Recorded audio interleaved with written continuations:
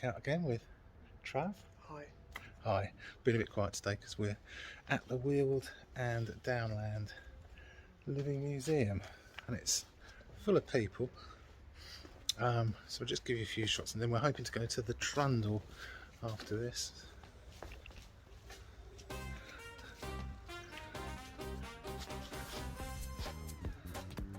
See behind me, see all the entrance buildings. So I probably won't be talking too much because there are so many people, but I'll do some filming. There's basically loads of old buildings that were saved and rebuilt here throughout history. Okay.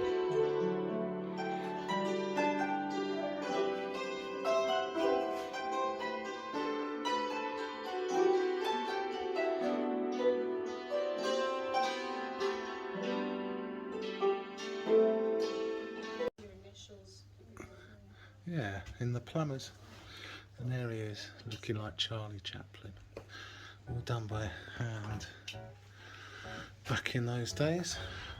We're at the church, St Margaret's of Wonston. It's just full of these old buildings that have been relocated. It's brilliant. You see if it go in the church, Trav?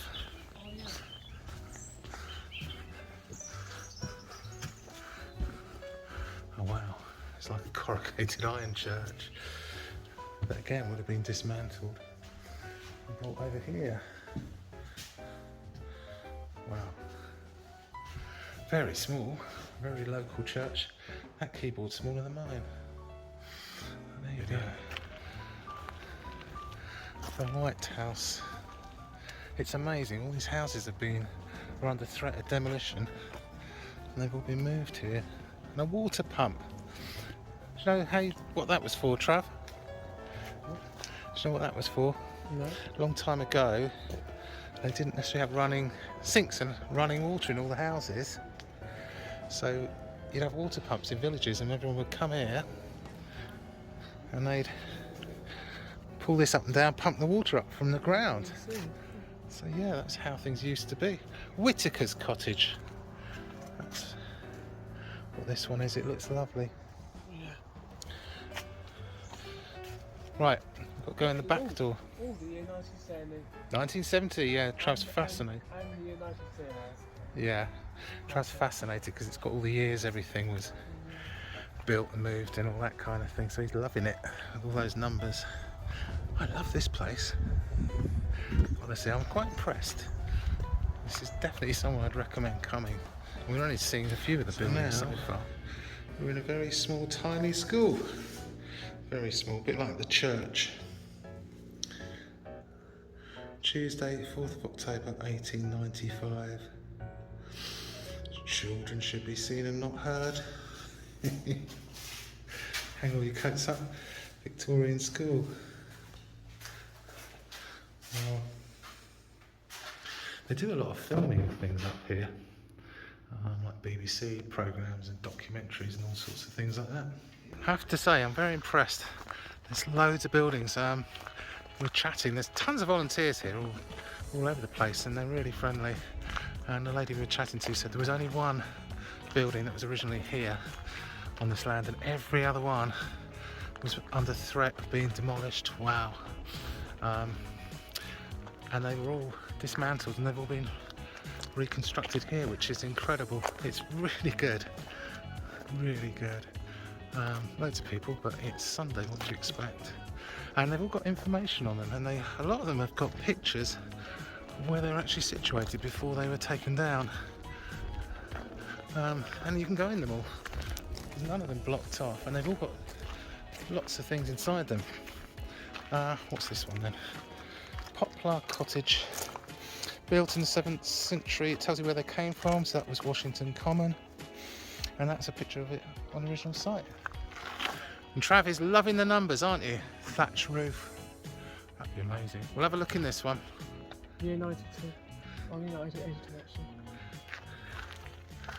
1982, so that was when they took it down. Yeah. Wow.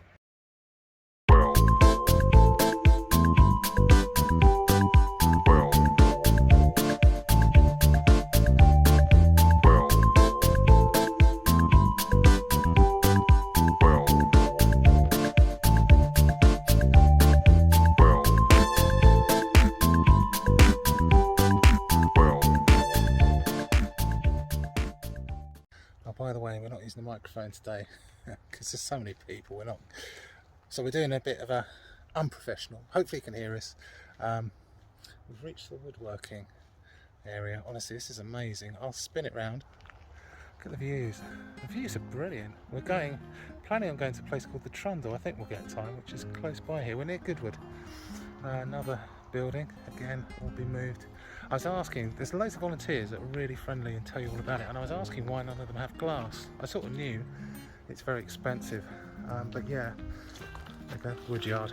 The landlords weren't going to be spending money on putting glass in for people, so they would just have open windows, and I guess in the winter they'd have to hang drapes and things to stop the cold, so it would get really, really dark and cold. But you think about it, they didn't have heating, they just have to have fires. So this would have been a woodyard removed, not reconstruction. None of it's a reconstruction, it's all been moved here. But a lumberyard, woodyard, lumberyard. And that is a timber crane up there. Oh, ash dieback. Bit sad that. Like 2006, they restored and re-erected the timber crane. Trav is loving it here because of the numbers on everything. Stenning Timber Yard. Oh, yeah, nice too, mate. 1900, so that was when it was used, around 1900. Yeah, I'm highly recommending this place, it's brilliant. The top floor of a farmhouse, and that is wool. So they would have processed wool here, and that has got to be the smallest doorway. We're going to have to really bend over here, Trav. Oh my god, watch your head here, it's tiny. Wow, bedroom. This is all the bedrooms upstairs. I'm impressed here. Most buildings have got a volunteer. We're having a chat with the guys out here. Is there a toilet? Yeah, there. Oh wow. Oh yeah, they're just a hole, probably just goes into a cesspit or something. Yeah, yes. But yeah, they have to have toilets. Very high ceilings. They didn't have a loft or anything. But yeah, the guys were saying that people weren't actually that much smaller all those years ago, but the poor people tended to be shorter because they didn't get as much food, so richer people were naturally taller. But yeah, so the doorways were smaller to do with the timbers, not necessarily because people were that much shorter. Bedroom, cot. This is, yeah, it's a step back in time. I think this one's a medieval. Okay, it does. We're still wandering around. It's quite big. I think it's 50 plus buildings have been restored. Lovely setting. Views are amazing. Staff are really good. They started setting up in 1967 and opened the place in 1970, and it's just an ongoing labour of love. Yeah, it's great. So we haven't finished yet, we've still got loads more to see. Brilliant thing is you can go in the buildings and all of them, you can explore the whole building. No. So we'll carry on. Doctor Who, yeah. Trav's talking about Doctor Who's looking forward to it. There's one on 23rd of October. Yeah, we're now into the area which is more the really old stuff. So this is a medieval cottage. Wow. Let's have a quick look in. I don't know how dark it's going to be. Watch your head. Oh no, well from what I can see it doesn't look too dark. Yeah, just more basic. I was talking about windows. In fact, they didn't have glass on there, except for rich people. You put that down, so you just had to put up with the dark in the winter to try and keep some of the cold out. But it would all just blow in. Yeah. But then you'd have fires, and that hole up there was to ventilate. Because I don't think they had chimneys as such. It was more open then. The smoke would go out up the top. So in there's like a little workshop, and I'm imagining there would have been a fire somewhere here to keep warm, but all the shutters to keep the cold out in the winter. No central heating back then. There's a few more of these buildings as well, isn't there, Trav? Yeah. So we're looking around the old carts. There's another place I've been to which has those. This is the old farm, and that's the old barn. 1536, I think we said, didn't we, Trav, for that barn? Yeah. So yeah, this is the farm area.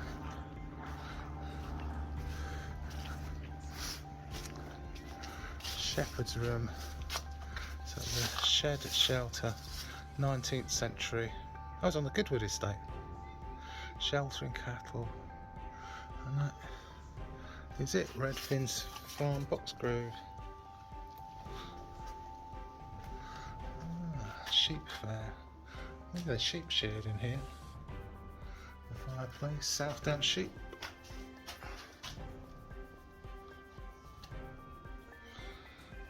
Shepherd's ear, all about shepherd. Still done, but a bit differently. And there's a wall. And there's Trav. I'm loving this. Are you loving it, Trav? Yeah, it looks very nice. It does.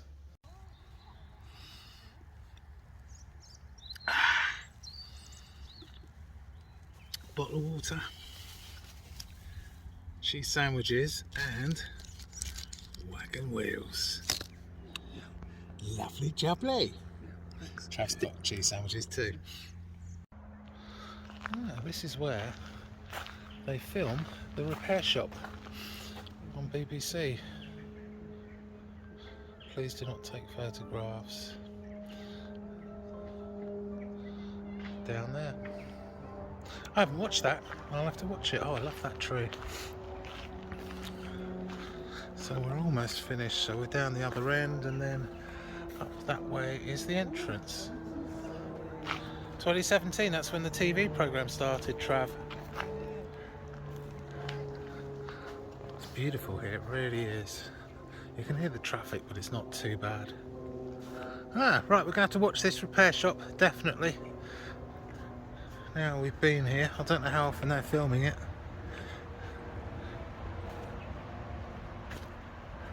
Smithy. Blacksmith. So we shall do this, and then we shall head off to the Trundle Hill. Okay. An old water mill. Not enough water to turn the mill itself, but here's the mill. It's the mill house. They still use it though. Maybe not at the moment. So instead of windmill, it was water powered. Can't go in at the moment. There's the mechanism.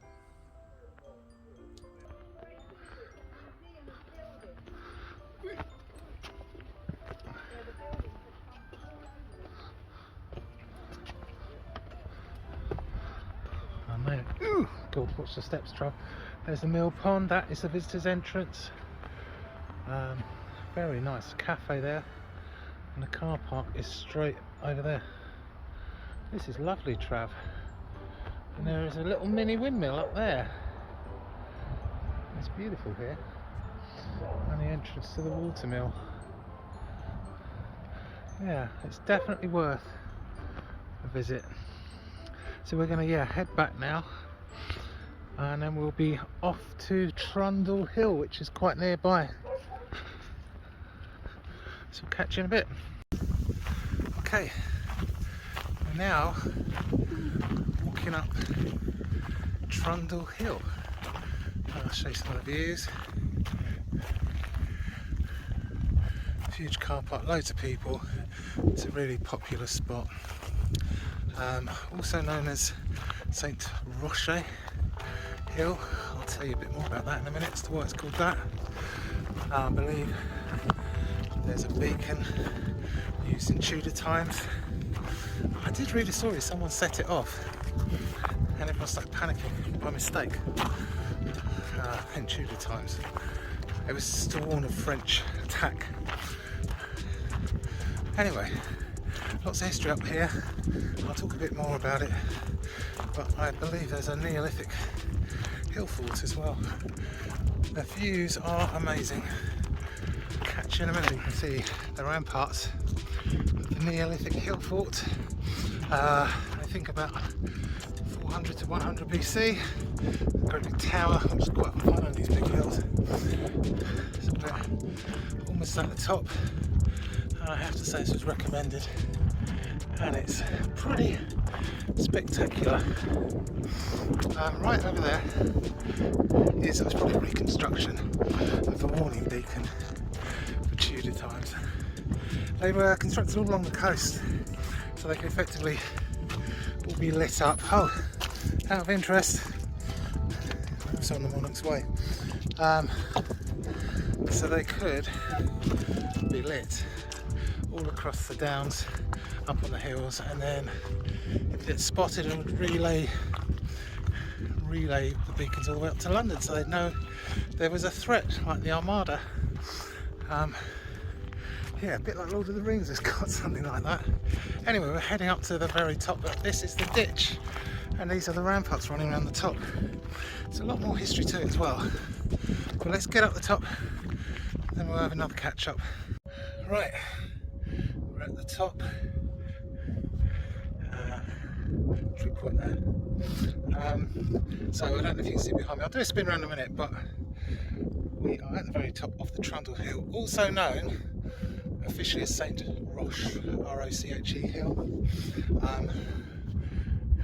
That there's what from a distance I thought was the recreated Tudor beacon. It's not, it's a telegraph mast.